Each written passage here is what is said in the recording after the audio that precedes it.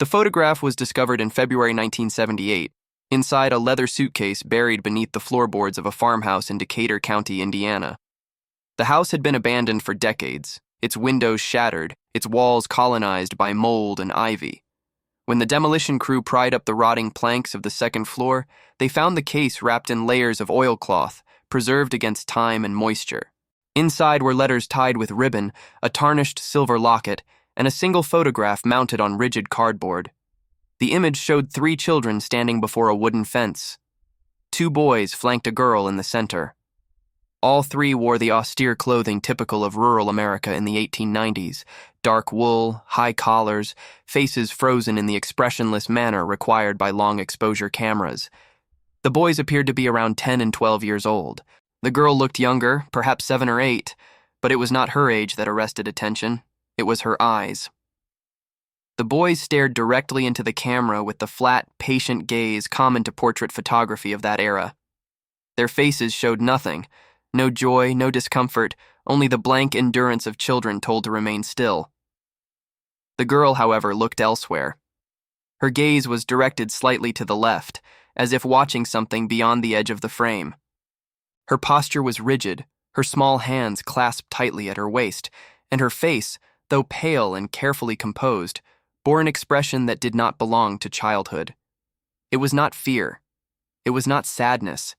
It was vigilance.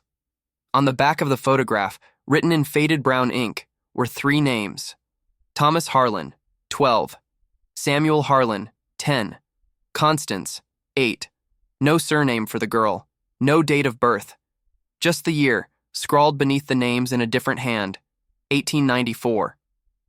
The photograph was donated to the Indiana Historical Society in 1979 by the demolition foreman who had found it. For years it sat in an archive box, cataloged but unremarkable, one image among thousands documenting forgotten families and vanished lives. Then, in 2003, a genealogist named Dr. Ellen Voss began researching the Harlan family as part of a broader academic study on orphan displacement in the rural Midwest. What she found was not a family tree. It was a fracture in the historical record, a deliberate silence where names and dates should have been. The Harlan boys, Thomas and Samuel, were listed in the 1890 census as residents of Decatur County, sons of William and Martha Harlan, farmers who owned 60 acres of cultivated land near the town of Greensburg. The family appeared stable, unremarkable. But by 1900, the boys were gone. No death records, no marriage certificates, no mention in any subsequent census. They had simply vanished from documentation. And Constance? She had never been documented at all. Dr. Voss expanded her search. She combed through county records, church registries, school enrollment logs, and asylum admissions. She found fragments, whispers in margins, inconsistencies in dates, but no cohesive narrative. Then, in a box of unsorted correspondence held by the Greensburg Public Library, she found a letter dated October 14, 1894. It was written by a woman named Ida Fenton, a schoolteacher, and addressed to the county superintendent of education. The letter was brief. It read, "I must report a troubling matter regarding the Harlan household. The girl they keep is not kin. She does not speak. She does not play. The boys fear her, though they will not say why. I believe she is being held against her will, though I cannot prove it. I ask that someone investigate before harm comes to pass." There was no record of any investigation, no follow-up correspondence, no official response, just silence. Check if you're already subscribed to this channel, because what we uncover here isn't just history, it's the truth that history tried to bury. And this story is only beginning. Dr. Voss traveled to Decatur County in the spring of 2004. The Harlan farmhouse had been demolished decades earlier, replaced by a storage facility and a stretch of asphalt. But the surrounding land remained agricultural, and some of the neighboring properties were still owned by descendants of families who had lived there in the 1890s. Voss conducted interviews with elderly residents, asking if anyone remembered stories about the Harlans. Most had never heard the name. But one woman, Margaret Caldwell, age 89, recalled her grandmother speaking of a family that had lived out past the rail line in the late 19th century. The grandmother had been a girl at the time and she remembered a rumor, never confirmed, that the family had taken in a child who was not right. The girl had been seen standing in the yard at odd hours, staring at the road. She never attended school. She never went to church. And then, one winter, she was gone. Margaret's grandmother had said the girl's name was Constance. She also said the girl had no shadow. This detail, irrational, folkloric, was dismissed by Dr. Voss as embellishment.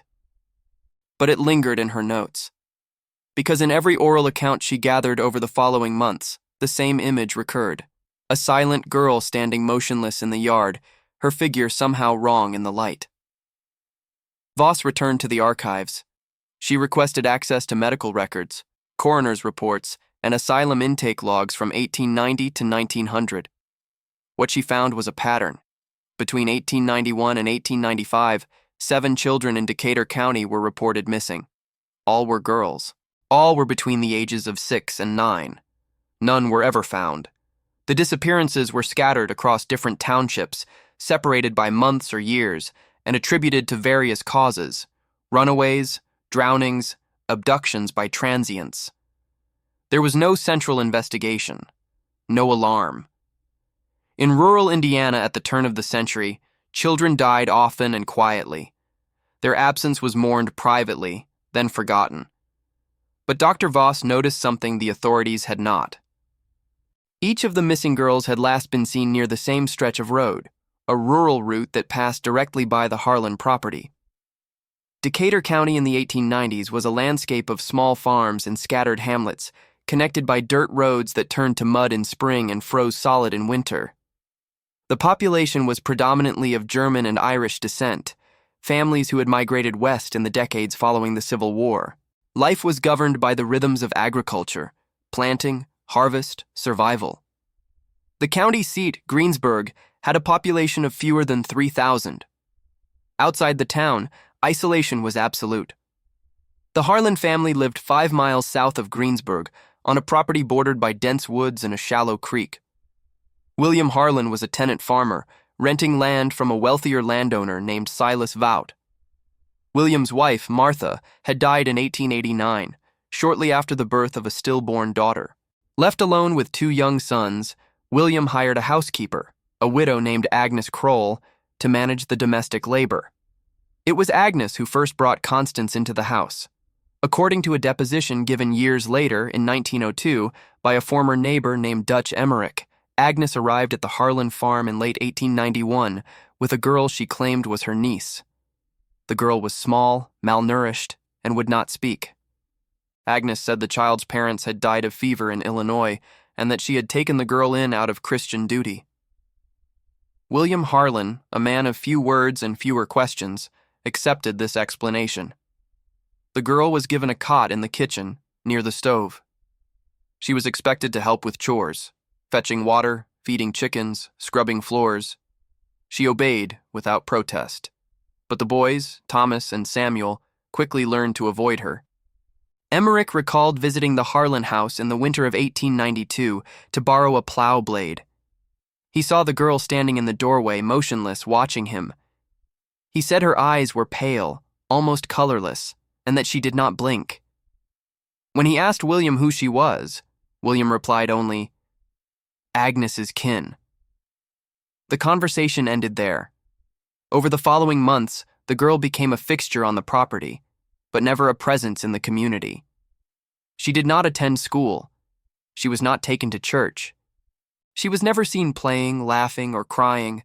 Neighbors who passed the farm occasionally glimpsed her standing in the yard or sitting on the porch steps, always alone, always still.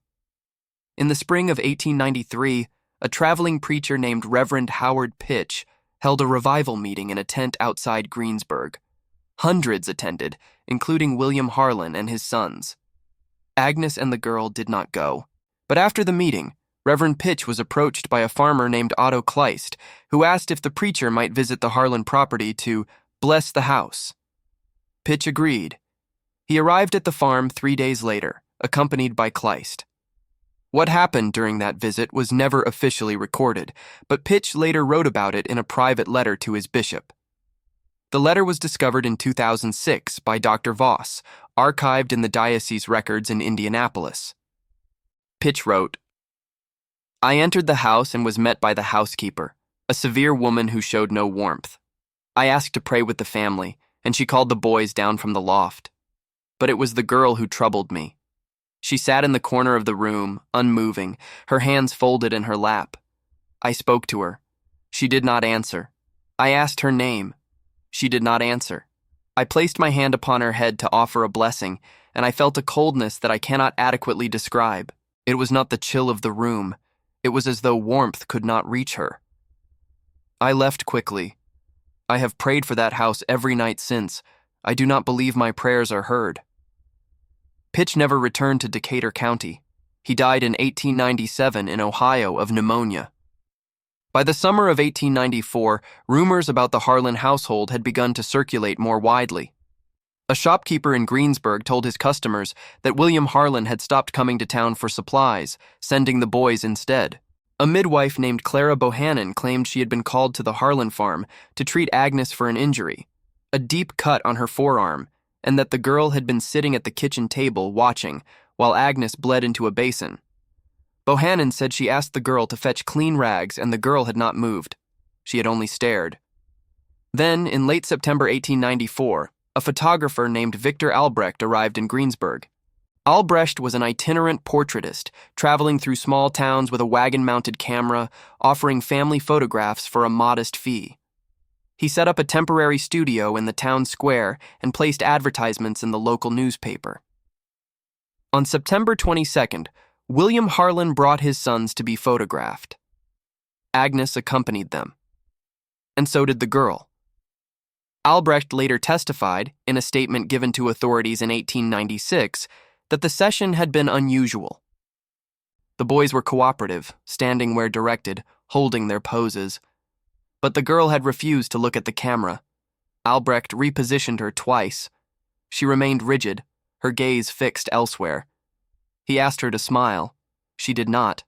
He asked her name. Agnes answered for her. Constance. Albrecht took the photograph. It required a 60-second exposure. During that time, the girl did not blink. When the session concluded, Albrecht prepared the glass plate negative for development. He noticed, as he later wrote, that the image of the girl appeared less distinct than the images of the boys, as though she had moved during the exposure, despite remaining visibly still. He attributed this to a flaw in the plate. William Harlan paid for the photograph and left. Albrecht never saw the family again. 3 weeks later, on October 14th, the schoolteacher Ida Fenton wrote her letter to the county superintendent. On October 29th, a girl named Lily Brennan, age 8, disappeared while walking home from a neighboring farm. Her body was never found, and on November 3, 1894, the Harlan house burned to the ground. The fire was reported at dawn by a farmer named Jacob Stahl, who saw smoke rising from the direction of the Harlan property. By the time neighbors arrived, the house was fully engulfed. The walls had collapsed inward, the roof had caved. The heat was so intense that no one could approach within 50 feet. William Harlan and his 2 sons were found lying in the yard, 20 paces from the house. All 3 were alive, unconscious, suffering from smoke inhalation. They were taken to a doctor in Greensburg. Agnes Kroll was found inside the ruins 3 hours later, burned beyond recognition. She was identified only by the metal buckle of her belt. The girl, Constance, was never found. Authorities conducted a brief investigation. The fire was ruled accidental, likely caused by an overturned lamp. William Harlan, upon regaining consciousness, confirmed this explanation. He said he had woken to flames and managed to drag his sons out of the house. He said Agnes had been in the kitchen. He said he did not know where the girl was. When asked if the girl had escaped, William did not answer. When pressed, he said only, "She wasn't ours." Thomas and Samuel Harlan were sent to live with an uncle in Ohio. William Harlan remained in Decatur County for another year, living in a boarding house in Greensburg, working as a day laborer. In 1896, he left Indiana. His destination was not recorded. He was never heard from again. The property was sold to Silas Vout, the landowner, who leveled the remaining debris and left the land fallow. No structure was ever rebuilt on the site. For over a century, the story ended there. The fire, the death of Agnes, the disappearance of Constance, these were filed away as minor tragedies in a county archive that recorded hundreds of such events. The photograph taken by Victor Albrecht was never publicly displayed. It remained in the possession of the Harlan family, passed down through distant relatives until it was found in 1978. But Dr. Ellen Voss believed there was more. In 2005, Voss obtained permission to excavate the site of the Harlan house. The land was by then owned by a construction company, and the excavation was framed as an archaeological survey. Voss assembled a small team, a forensic anthropologist, 2 graduate students, and a historian specializing in 19th century rural life. They began digging in June. The foundation of the house was still visible beneath the soil, marked by lines of charred wood and stone. The team worked methodically, sifting through layers of ash, nails, glass, and ceramic fragments. They found buttons, coins, the remains of a cast-iron stove, and on the 3rd day, in the northeast corner of what had been the kitchen, they found bones. The remains were small, juvenile. The skeleton was largely intact, lying in a fetal position. The forensic anthropologist Dr. Samuel Oakes estimated the age at death to be between 7 and 9 years old. The sex was female. The bones showed no signs of trauma, no fractures, no evidence of violence. But there was something unusual. The bones were charred, but only partially. The legs and torso showed fire damage consistent with the 1894 blaze. But the skull and upper ribs were pristine, unburned, as though they had been protected from the flames. Dr. Oakes could not explain it. Fire does not burn selectively. If the body had been in the house during the fire, the entire skeleton should have shown comparable heat exposure. The pattern made no sense. Voss requested further analysis. The remains were sent to a laboratory at Indiana University for radiocarbon dating and isotopic testing. The results, delivered in early 2006, confirmed that the bones dated to the 1890s. But the isotopic signature, the chemical markers in the bone tissue that revealed geographic origin and diet, was anomalous.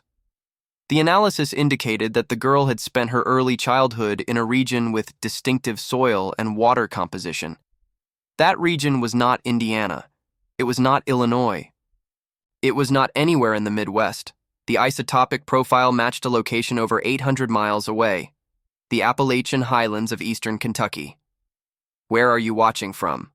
Leave it in the comments, because this story connects more places and more secrets than anyone expected. Voss traveled to Kentucky in the fall of 2006. She focused her research on rural counties in the eastern highlands, areas that had been isolated and impoverished in the late 19th century. She searched for records of missing girls, orphanages, or any institutions that might have facilitated child displacement. What she found was a pattern that mirrored the disappearances in Indiana. Between 1888 and 1892, at least 12 girls had vanished from small communities in Kentucky, Tennessee, and West Virginia. Most were from destitute families. Most were never reported to authorities, and most had last been seen in the company of a woman described as a traveling nurse or midwife, a woman who offered to take sick or unwanted children to be cared for. The woman's name, according to fragmentary records, was Agnes Kroll. Dr. Voss found a birth record for Agnes Kroll in Harlan County, Kentucky, dated 1851. Agnes had been the daughter of a coal miner and a school teacher. She had married young to a man named Edward Kroll, and the couple had moved to Illinois in the 1870s. Edward died in 1884. Agnes returned to Kentucky shortly afterward, and then, in 1889, she surfaced in Decatur County, Indiana, working as a housekeeper for William Harlan. Voss found no records indicating that Agnes had ever borne children of her own. She found no legal adoption papers for Constance or any other child, but she found something else. In a county courthouse in Harlan, Kentucky, buried in a box of unsorted estate documents, Voss discovered a ledger. The ledger had belonged to a woman named Edith Marsh, a midwife who had worked in the region during the 1880s. The ledger listed births, stillbirths, and maternal deaths. But on the final page, in a separate section, was a list of names, girls' names, with dates beside them. Next to each name was a single word: delivered. One of the names was Constance. The date beside it was April 1886. Delivered to whom? The ledger did not say. But beneath Constance's name, written in faded pencil, was a brief annotation. Silent. Taken by A.C. Dr. Ellen Voss spent the next 2 years attempting to reconstruct the network that had brought Constance from Kentucky to Indiana. She filed requests with state archives, corresponded with historians, and interviewed descendants of families who had lived in both regions during the 1890s. What emerged was not a clear narrative, but a shadow system, a trade in children that existed beneath the surface of documented society. In the late 19th century, child displacement was common but rarely formalized. Orphanages were overcrowded and underfunded, poorhouses took in children but offered little care, and in rural areas where institutions were scarce, children were often transferred informally, given, sold, or simply taken by individuals who claimed to offer better prospects. Some of these transfers were acts of charity, many were not.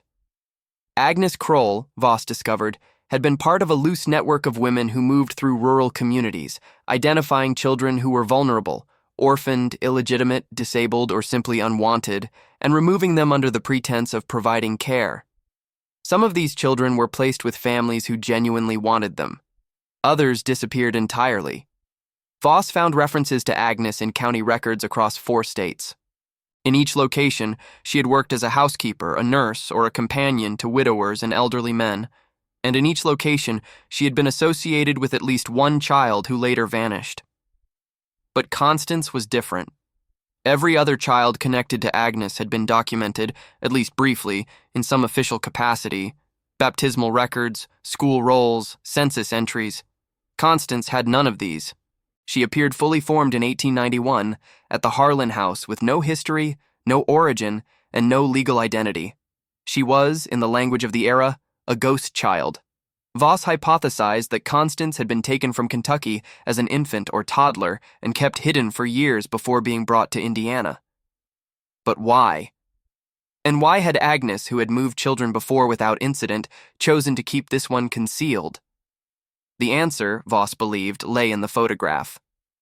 She returned to the Indiana Historical Society in 2008 and requested the original photograph of the Harlan children. Using modern digital imaging technology, she scanned the image at high resolution and subjected it to forensic analysis. What the analysis revealed was extraordinary. The photograph showed evidence of tampering, not recent, but original. The area around Constance's figure had been physically altered on the glass plate negative, using a technique known as retouching, which was common in portrait photography of the era to remove blemishes or imperfections. But in this case, the retouching had not been used to enhance the image. It had been used to obscure it. The background behind Constance, the wooden fence, the ground, the light, had been manually darkened, creating a subtle but measurable halo effect around her figure. The retouching was so skillful that it was invisible to the naked eye, but under magnification, the brushstrokes were clear. Victor Albrecht, the photographer, had deliberately altered the image to make Constance appear less distinct. Why would a photographer manipulate his own work? Voss had no answer. She searched for records of Albrecht's later life and found that he had left Indiana in 1895, moved to Ohio, and died in 1903 of tuberculosis. He left behind no letters, no journals, no explanation. But Voss found one more thing. In the archives of the Ohio Historical Society, she discovered a collection of photographs taken by Albrecht during his years as an itinerant portraitist. The collection included over 200 images, families, children, workers, farmers, and in 7 of those photographs, scattered across different years and different towns, was the same girl. She was never named. She was never the primary subject. But in the background of each image, standing at the edge of a group portrait, visible through a window half hidden behind a fence, was a pale, dark-haired girl who did not look at the camera. In every photograph, she appeared to be the same age. Constance had not aged. Dr. Voss's findings were presented at a conference on forensic history in 2009. Her paper, titled The Constance Case, Child Trafficking and Identity Erasure in 19th Century America, was well received by academics but largely ignored by the public. The story was too strange, too incomplete, and too disturbing to gain mainstream attention. But within a small community of researchers specializing in historical mysteries, the case became legendary. Online forums dedicated to unsolved disappearances and archival anomalies began discussing Constance. Theories proliferated. Some suggested she had been a victim of prolonged abuse, her silence and stillness the result of trauma. Others proposed that she had been a child laborer, trafficked for domestic servitude. A few suggested supernatural explanations, that she had been a spirit, a manifestation, or something that defied categorization entirely. Voss rejected the supernatural interpretations, but she could not ignore the pattern in Albrecht's photographs. If the same girl had appeared in multiple towns across several years without aging, then either the photographs had been mislabeled or misattributed, or something unprecedented had occurred. In 2011, Voss received an email from a woman named Patricia Morrow, a librarian in Lancaster, Ohio. Morrow had read Voss's paper and recognized the description of Constance. She said her great-grandmother had lived in Lancaster in the 1890s and had told stories about a girl who worked for a family on the outskirts of town. The girl, according to the stories, never spoke and never seemed to sleep. The family had called her a borrowed child. Voss traveled to Ohio. She met with Morrow and examined the family's private archive, letters, diaries, photographs. And there, in a diary kept by Morrow's great-grandmother, was an entry dated March 1896. The entry read, "I saw the borrowed girl again today, standing outside the Fenwick house. She has been there for weeks now.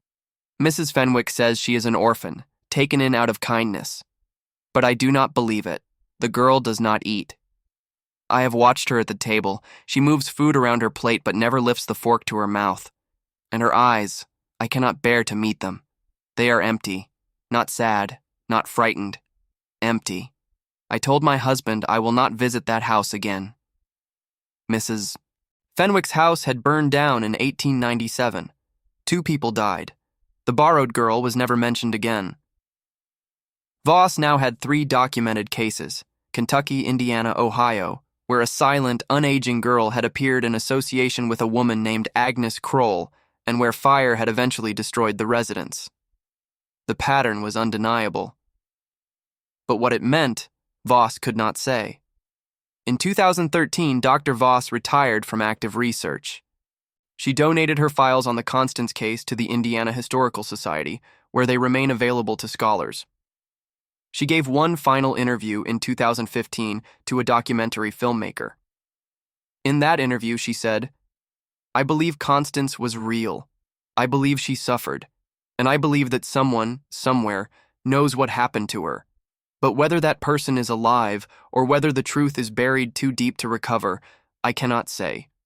All I know is that history does not erase people by accident. It erases them on purpose. If you're still watching, leave a comment and say, 'I've watched this far.' I want to know who truly values these buried stories. The photograph remains in the archives. It has been examined by dozens of researchers, scanned, analyzed, and debated. But no one has ever been able to explain why Constance looks away, or why in every other photograph where she appears, she is standing in shadow. Some stories do not end. They only stop being told." In 2018, a construction crew working on a highway expansion project near Greensburg, Indiana, unearthed a stone-lined pit approximately 6 feet deep. Inside the pit were the remains of 4 children, all female, all between the ages of 6 and 10. The bones showed signs of malnutrition and long-term confinement. Forensic analysis dated the remains to the 1890s. The discovery made local news but did not generate significant attention. The remains were examined, documented, and reburied in a county cemetery. No names were ever attached to them. No investigation was reopened. But among the items found in the pit was a small metal locket, identical to the one found in the suitcase in 1978. Inside the locket was a lock of dark hair and a slip of paper. On the paper, written in the same hand that had labeled the photograph, was a single sentence: "Constance was never ours to keep." Dr. Ellen Voss was informed of the discovery. She traveled to Indiana one final time in the summer of 2019 to view the site. She stood at the edge of the excavation, now refilled and paved over, and was asked by a reporter if she believed the case of Constance had finally been solved. She replied, "I believe we know where some of the children ended up, but I do not believe we know who Constance was, or what she was, or whether she is still waiting to be found." Dr. Voss died in 2021 at the age of 73. Her work on the Constance case remains the most comprehensive investigation into child trafficking networks in the rural Midwest during the late 19th century. But the central mystery, who was Constance and what happened to her, remains unresolved. The photograph is still on display at the Indiana Historical Society. Visitors often stop in front of it, staring at the three children, trying to understand what makes the girl in the middle different. Some say it is her posture. Some say it is her gaze. Others say it is the faint, inexplicable darkness that surrounds her figure, as though light itself avoids her. And every year, without fail, someone reports seeing a girl standing outside the building where the photograph is housed. She is small, pale, and silent. She stands near the entrance, watching people come and go, and when approached, she vanishes. The reports are dismissed as urban legend, but the security footage, reviewed multiple times, shows the same thing. A shadow where no shadow should be, standing motionless for hours, and then gone. History does not forget. It only waits for us to remember. If you made it this far, it's because this story moved you. Leave a comment saying, "I've watched this far," so I can see who truly connects with these forgotten histories. And if you believe stories like this must never be buried again, hit subscribe, leave a like, and share this video. Because there are more secrets waiting, and someone needs to tell them.